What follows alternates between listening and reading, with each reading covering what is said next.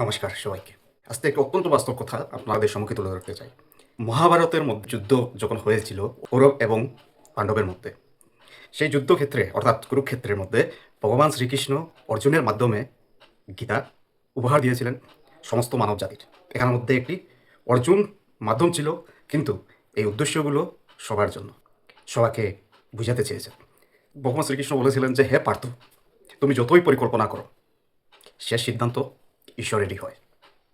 দেখুন, বাস্তব জগতের মধ্যে মানুষের জীবনে অসংখ্য পরিকল্পনা করে, মনে করে সবই তার নিয়ন্ত্রণে, যে জিনিস চাচ্ছে সেটা সে পেয়ে যাবে তার নিয়ন্ত্রণে। কিন্তু বাস্তব কথাটা হলো কি জানেন, মানুষ শুধু তার কর্ম করতে পারে, তার ফল ধার্য করার ক্ষমতা কোনো মানুষের আজ পর্যন্ত হয়নি, সেটা বাস্তব।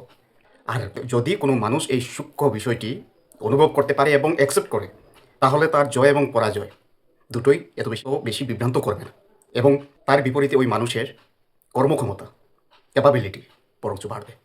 অর্থাৎ এই কথার সারমর্ম হলো, পরিকল্পনা আপনি করতে পারেন, অনেক বড় বড় পরিকল্পনা করতে পারেন, বা পরিকল্পনাকে সাফল্য করার জন্য কী কী স্ট্র্যাটেজি অ্যাপ্লাই করবেন সেটাও আপনি করতে পারেন, সেটা আপনার হাতে।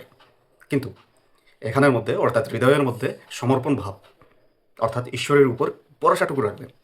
কারণ এই সুপ্রিম পাওয়ার কোনো না কোনোভাবে আপনাকে নিয়ন্ত্রণ করছে, এবং আপনার কর্মের উপর নির্ভর করে আপনাকে যথার্থ ফল দেবে, ফ্রুটস অফ অ্যাকশন।